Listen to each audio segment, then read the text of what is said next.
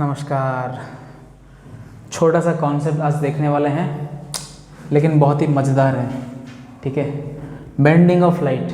हमने तो ऑप्टिक्स में पढ़ा कि लाइट बेंड होता है, right, when it's passing from a rare to denser medium. Light क्या होता है?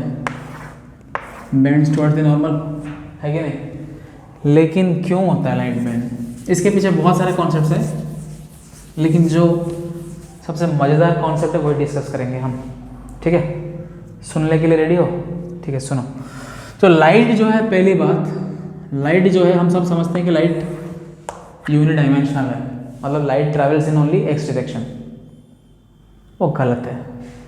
लाइट जो है इट ट्रैवल्स इन, एक कॉन्सेप्ट के हिसाब से लाइट तीनों डायरेक्शंस में light is propagating at the same time. मतलब समझ रहे हो ना? ऐसा वाइब्रेशंस हो रहा है, ऐसा वाइब्रेशंस हो रहा है, और जेड एक्सिस में भी वाइब्रेशंस हो रहा है। तो ऐसा बोल सकते हो कि लाइट ऐसे जा रहा है। ठीक है, मैं थोड़ा चौक ले आता हूँ, एक और चौक, और ऐसा वाइब्रेशंस हो रहा है। ठीक है, और एक ले आते हैं, और इस तरह से भी वाइब्रेशंस हो रहा है। मतलब ये मान लो दिस वाइट वन इज, तुम्हें शायद दिख नहीं रहा हो, ये एक्स है, एक्स एक्सिस में, ये जेड एक्सिस में, और ये ग्रीन वाला वाई एक्सिस में। तो तीनों डायरेक्शंस में वाइब्रेशंस होकर लाइट जा रहा है। समझ में आया? अच्छा, तो लाइट पहली बात ऐसे जा रहा है। अब यहाँ पे उसको मिला सरफेस। क्या मिला? सरफेस। ठीक है, refracting surface with a higher optical density. समझ में आया कि नहीं?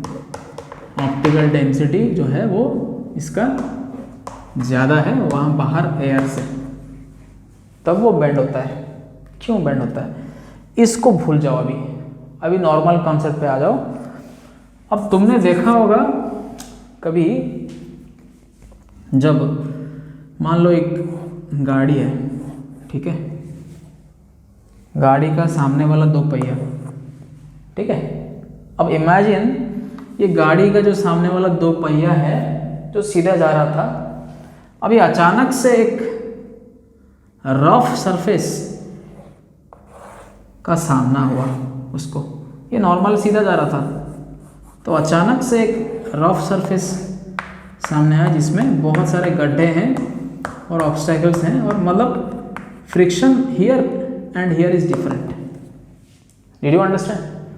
प्लेन सरफेस में जाने वाला गाड़ी जो अचानक से ऐसा सरफेस पे आया है जिसमें friction is different, highly different, बहुत फर्क है। ये गड्ढा है जिसमें गाड़ी सीधा नहीं जा सकता, वो धड़ धड़ धड़ होगा। और ये है दोनों व्हील्स का axle, this is the wheels axle, right, जिस जो दोनों व्हील्स को पकड़ के खड़ा है। अब इससे आने से पहले गाड़ी के ये दोनों व्हील्स कैसे थे? सेम वेलोसिटी था कि नहीं दोनों का? क्योंकि सीधा जा रहा था तो दोनों का वेलोसिटी सेम था। Did you understand? लेकिन जब दिस ट्रक और this car is approaching this rough path with a higher friction coefficient, it is approaching this with one tyre. कौन सा टायर? एक ही टायर से, मतलब एक टायर पहले घुसा फिर दूसरा टायर। तब गाड़ी का क्या होने वाला है? जब एक टायर घुसा, इसका वेलोसिटी अब भी रहेगा क्या? No, it will be less than v। समझ में आया कि नहीं? ये वाला चक्का का वेलोसिटी कम हो जाएगा, मतलब 5 मीटर पर सेकंड से जा रहा है, तो रफ सरफेस में जब चढ़ा तो due to friction the velocity will become less, right. ये तो समझ में आता है। लेकिन इसका वेलोसिटी क्या होगा? ये कम होगा क्या?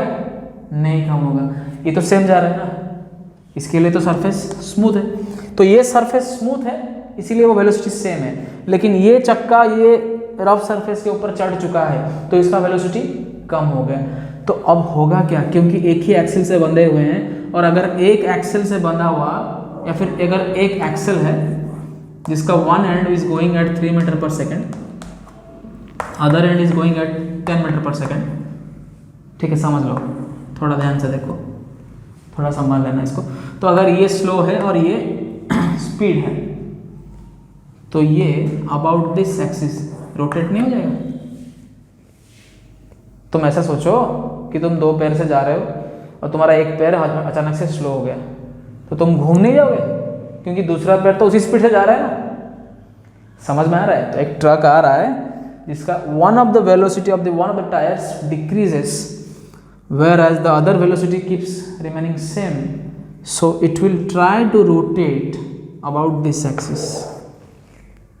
That means its path which was straight earlier now will become bent. मतलब ट्रक ऐसा घूम जाएगा, ये चक्का स्लो हो जाएगा और ये चक्का वैसे ही फास्ट चलता रहेगा और ट्रक इस अबाउट एक्सिस में रोटेट करने लगेगा, इस एक्सिस के अबाउट में। मतलब it will try to rotate about the left tyre. Why? Because the same axle has two velocities at two different ends, right. तो इमेजिन कर लो ऐसा कि एक साइड रेस्ट में है और दूसरा साइड मूव कर रहा है, तब तो घूमेगा, है ना। तो अगर 3 है और 10 है, तो मान लो ये 0 है, तो ये कितना हो गया? 7। If you subtract 3 from both, relative velocity का कॉन्सेप्ट, तो ये 0 हो गया, तो ये कितना हो गया? 7। तो 3 - 3 0, 10 - 3 7। तो if this wheel is at 0 relatively compare to the other wheel, means this is at rest and the other one is moving. तो when one tyre of a truck और a car or a trolley is moving at some speed, other one is at rest, it will follow rotational motion. Definitely rotational motion का trick ही है ये दरवाज़ा कैसे खुलता है? जब मैं एक साइड को लॉक कर दिया और दूसरे साइड से खींचता हूँ, तो एक साइड का स्पीड 0 है, दूसरे साइड का कुछ स्पीड देता हूँ, तो तब दरवाज़ा खुलता है कि नहीं? इस हिसाब से ध्यान से देखो, तो एक ट्रक जब एक रफ सरफेस में घुसता है तो उसका पाथ जो कि सीधा था अचानक से बेंड होके एक सर्कुलर पाथ फॉलो करने लगेगा। अब कॉन्सेप्ट पे वापस आते हैं। अब लाइट जब घुस रहा है, light when the light is entering A optical denser medium, right, it is like the frictional surface for the trucks tyre. So what happens is the 3-dimensional light ray, only 1 or 2 dimensions of it enter the light the medium first। मतलब ये तीनों रे में से एक रे पहले घुसा, व्हाइट वाला, ठीक है। तो व्हाइट वाला का स्पीड क्या हो गया? स्लो हो गया कि नहीं? But the red continues to be like that. Now the green also continues to be like that. अब मान लो ग्रीन भी घुसा इसमें, तो वो भी स्लो हो गया। तो one of the dimensions enters whereas the other 2 dimensions or vice versa they remain at the same speed. So it is like the tires of a truck on the same axle, where one truck velocity is, one tire is 0 and other is having some certain value, so it starts to rotate. Similarly light, since one is entering at a slower speed and the other dimension is entering at a higher speed, the light will also try to rotate about this. So about this it will rotate like this. So once it rotates, now all the dimensions are inside, but the direction has changed and it will follow the path and reach the focus. तो हम इसको क्या करते हैं, ऐसे दिखाते हैं, straight line, जबकि है ऐसा। समझ में आया? तो जैसे मैकेनिक्स को ऑप्टिक्स से भी रिलेट करके हम समझ सकते हैं कि लाइट रे कैसे बेंड हुआ। Okay, so I hope you understood. थोड़ा इसके ऊपर सोचना और ध्यान करना, तब और मज़ा आ गया। Okay, thank you.